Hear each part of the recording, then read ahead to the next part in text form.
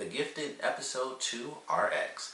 Now this episode, of course, going into it, coming off of a really good premiere, I was like, alright, I really hope that episode 2 is able to pick up right where the first episode left off, keep things going, keep things really entertaining, and I would honestly say they did a really great job doing that. We kick things off with a flashback to a year before everything really started in the show, and it's just the Strucker family, including Reed's mother. We get to see her in this episode, and they kind of hint at his father, which I'm gonna just throw out a theory. I'm assuming that Reed's father is a mutant, or at least knows, like maybe something was going on there, maybe he knew that the gene came from their family. I don't know if they're going to do this, but as a super nerd, I remember in X-Men 2, they're like, typically the X gene comes from the mother. And I think they said it always does, but they might switch that up, who knows. But I was like, his dad's not around, but they mentioned him twice, and the second time, it wasn't that he was dead, because that's what I thought the first time. It was like, I thought it was just like, it's been years, father passed away or whatever. But then it's like, nope, he just lives on his own, and that's it. But they reference him, we never see him, and I was like, there's something to that. There's got to be something to that.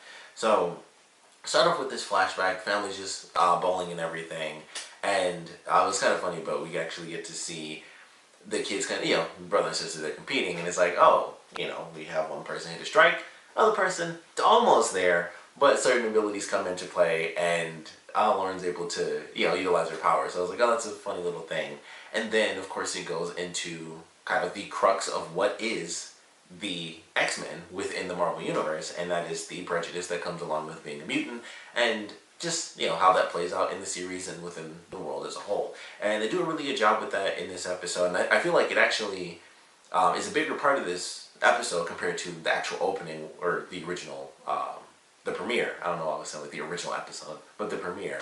And I think it's because they were able to kind of focus on these little points where it's like, okay, we have this flashback, and it was really cool too. I don't think these characters will ever show up again, but this girl is getting picked on while she's bowling with her dad by these random douchebag characters who are like, her face is, why is her face shaking? It's like a washing machine. And so her face is vibrating, and her dad, of course, is getting pissed off, and she's trying to ignore it. And so she gets mad, and she yells like, "Dad, stop!" And she sends out like this shockwave, like all the vibrations that were building up. It was like kinetic energy, or like potential energy, and then turned into kinetic energy. And so she sends out this shockwave, and it doesn't really hurt anybody. Blows some stuff off some tables, and scoots the tables back a little bit. Freaks everybody out though, because it's like, oh crap, she just like literally exploded in a sense. So everyone's kind of freaked out, and I was like, we don't know what to do. So Reed walks over and is like, hey, I'm a prosecutor, this is what typically happens, you guys should get out of here before things get worse. Just, do it for your daughter and just, head on out of here. And of course, you have Lauren, who is dealing with, being a mutant by this point, because it was 3 years ago when she first developed her powers. So she's like, why are they the ones that had to leave, that sort of thing. And that comes up a couple of times. We have, when Reed is, going through his whole process of dealing with the Sentinel Services dude, I can't think of his name right now, but he talks about how his daughter died, and he doesn't mention where, but I'm just randomly guessing that the event that he was talking about may or may not have been the Oakwood thing that they mentioned in the first episode, because that's how the Mutant Underground has like the crazy bank, location. And they just mentioned, it was like, it was after Oakwood, and then that was it. And it was like, I don't know what Oakwood is. That might be something in the comics that they kind of pulled in that I'm just not familiar with. But they referenced that, and then in this episode they referenced yet another just event. And I was like, maybe it's the same event, maybe it's not. Maybe we will get to see a flashback to that and those who were actually involved in it, and how that ultimately, how that was such a huge event that changed things. But they talk about it there. They talk about it with Marcos, or Eclipse, because I actually had like subtitles on, so I actually got to see like his mutant name, because the whole episode they were calling him Marcos in the premiere. So I'm probably gonna go back and forth. But with Eclipse, he was talking to the mother. I can't think of her name right now, but they were talking in the car, and it was like, you didn't abandon your kids. My parents sort of did. So it's kind of cool that you did that. But I do have to ask the question: would you have stood up if they weren't your kids? Like, would you give a crap if the mutants that destroyed the school were someone else's twins, or just, someone else's kids? And it was just one of those things where, like, throughout the episode they would drop little bits and pieces about, the heart of what the X-Men is, which is that prejudice of the mutants just simply trying to blend in, which of course is like a whole thing that relates to the real world. That's like where all that came from, is like racism and prejudice. So I think they did a great job focusing on that, and I think that'll be something that they can definitely touch on with this show in particular, because it already starts off with, you know, the first episode of this family where, you know, I mentioned in my premiere review, I thought the parents were going to end up being mutants, or at least one of them, and it was just like, nope, just the kids. Parents are just normal human beings, and that added a, you know, a brand new element to, you know, just the show itself, and that's something that you definitely don't see in the X-Men, because that's the whole point, is that they are the mutants dealing with either the Brotherhood, who are like the mutants who want to take out the humans, or they're dealing with the humans who build, you know, the Sentinels, which that just never plays out. You've seen Days of Future Past probably, and that just never works. So it's just very interesting how they, you know, definitely touched on that more in this episode, and, you know, hinted at a lot of different things for some of the characters, particularly, I would say the ladies of the series, which are Polaris and Blink. They definitely focused on them in a very interesting way. Polaris, of course, dealing with her first, really just her first day in prison, meeting a new mutant. That didn't really play out because she's like, you know, leave me alone. I was very curious what her power might be, because, you know, she almost looked like marble, like cracked marble, and I thought that was a great design that probably took hours to do. So I'm like, all right, well, she's, you know, in there as well, and Polaris wants to be friends, but that doesn't end up working. And then the woman that messes with her is like, all right, so everyone who's a mutant works for me, and they do what they're told. And Polaris tries to fight back. She gets beat up a little. The woman kicks her because she knows that she's pregnant.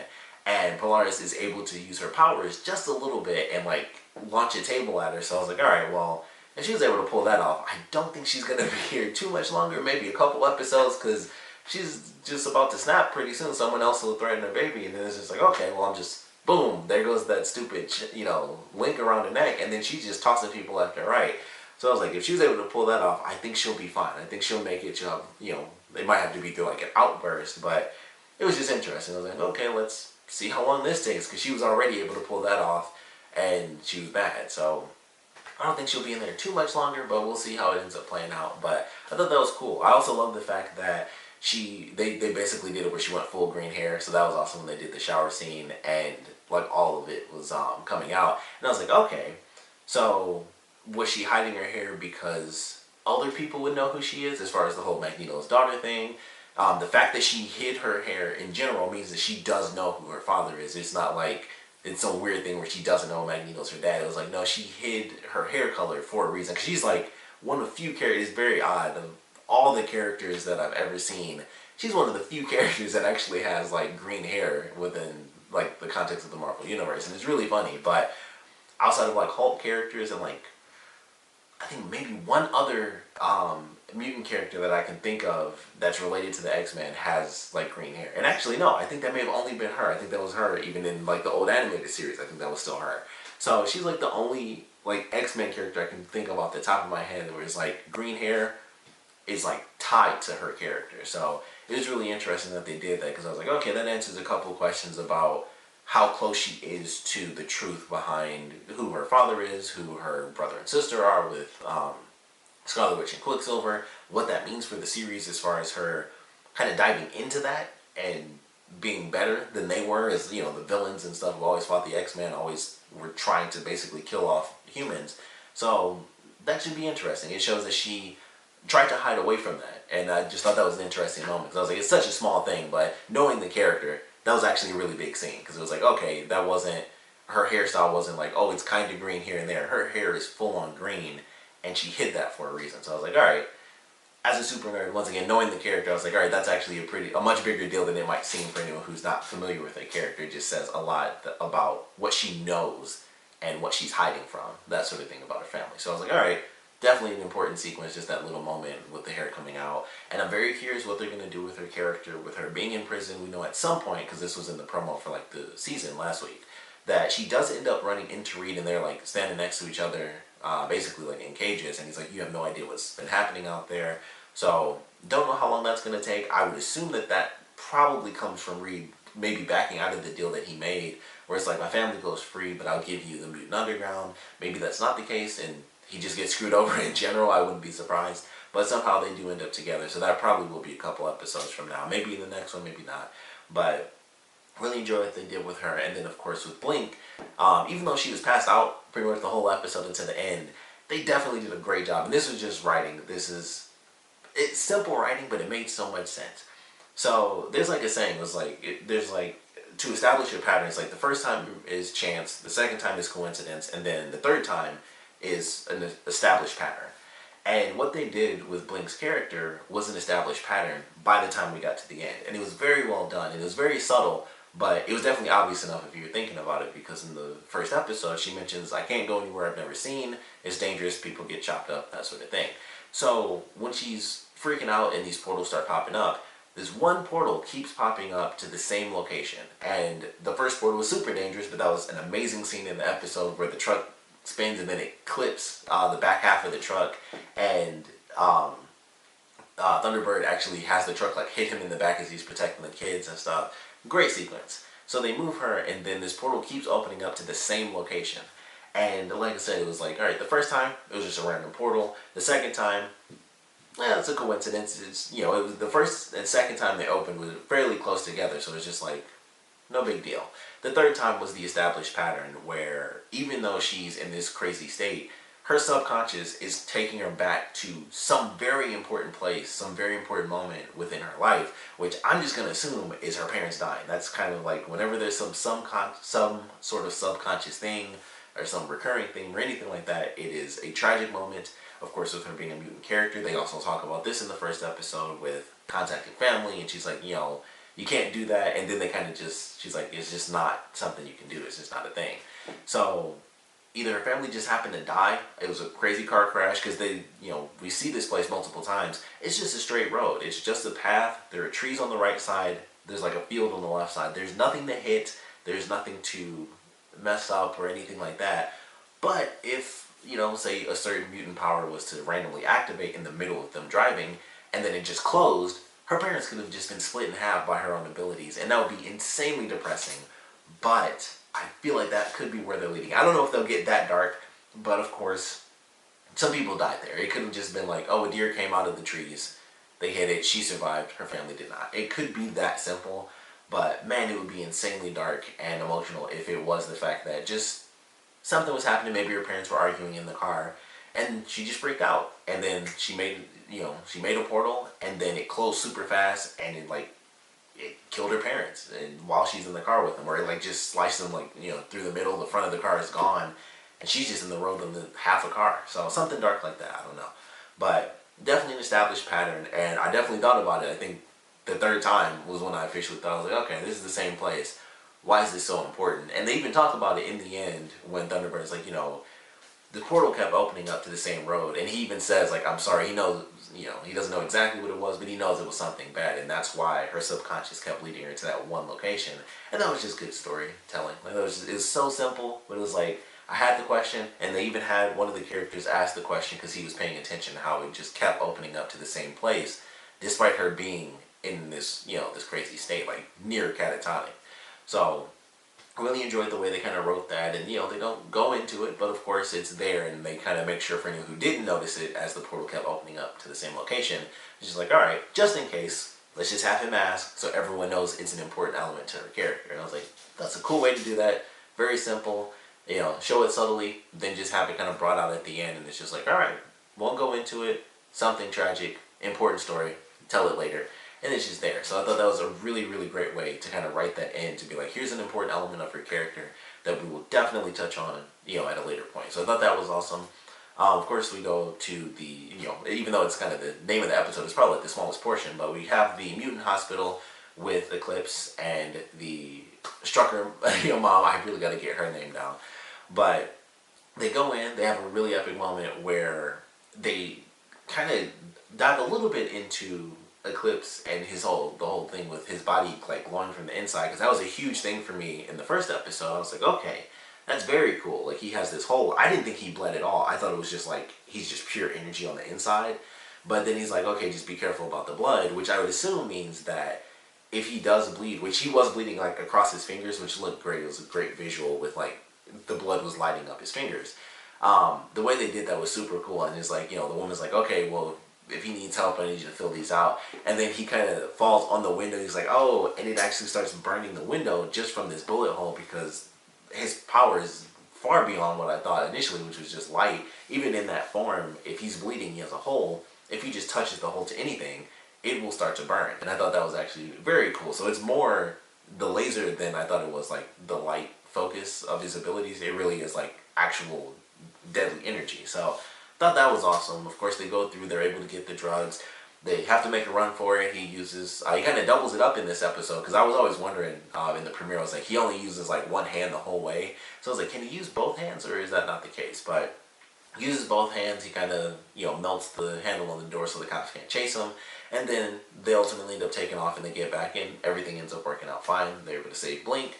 Have a great moment. It's a very quick moment, but it was really cool when they first get there and the kids run out and they're freaking out, and Marcos isn't the one, like, he can't go in because he doesn't know the dosage and stuff. So I was like, oh, that's a cool little moment. And of course, nothing ended up happening because I was really freaked out. I was like, all right, they haven't shown anybody like get chopped up by these portals or anything that are happening. They show like a light fall from the sky or whatever. But I was like, all right, no one's actually been wounded or anything like that. So I was really freaked out, but it was like everything worked out fine. Nobody got injured or killed off in this episode. I'm like, it's only episode 2. They can't be pulling that emotional stuff early. So glad to see everything worked out fine. But definitely a great episode. We also get introduced to a new character. I'm sure they said her name literally once when she got introduced in the beginning when she was talking to Thunderbird, and they were trying to figure out like what to do. We don't really get to see her powers or anything like that, but we have another main character, I would assume, introduced into the series. So I was like, all right, excited to see what her abilities are,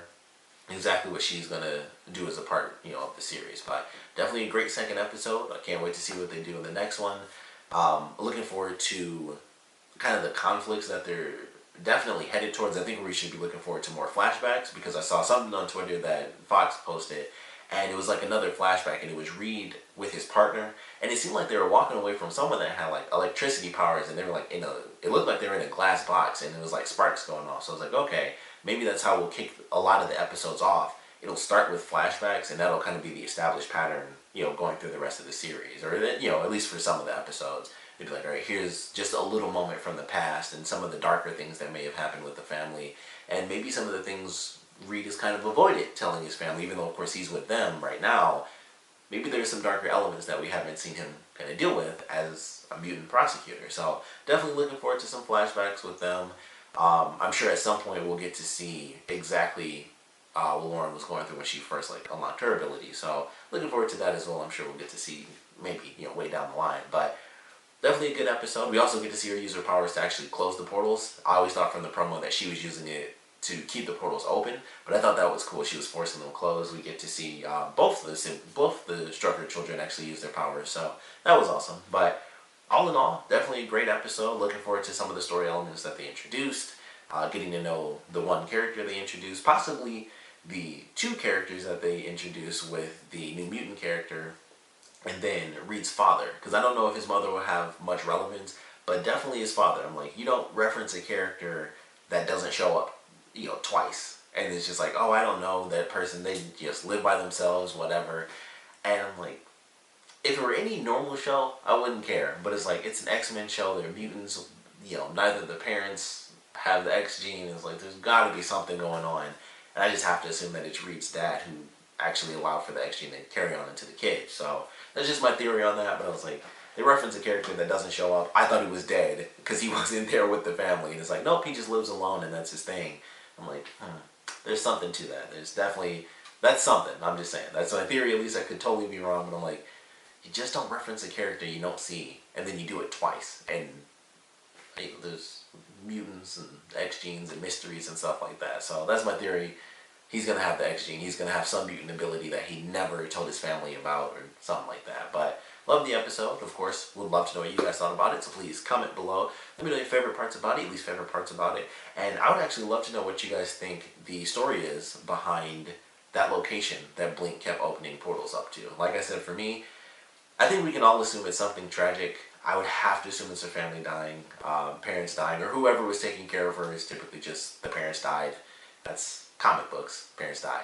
But yeah, I don't know if it's going to get as dark as she opened up the portal that killed them, or if it's going to go that far with it. But I would have to assume that that's kind of what took place. Or maybe they just, I don't know, maybe, who knows, something super crazy. She opened a portal to another dimension. I doubt that happens. I don't think that she can do that. I know if this was Nightcrawler, that would be a different element, because he jumps through a dimension to actually teleport. It's extra nerd stuff. But good episode. Would love to know your theories on Blink's backstory, and of course what you guys thought about this episode in general. So please comment below, let me know, and thanks for watching.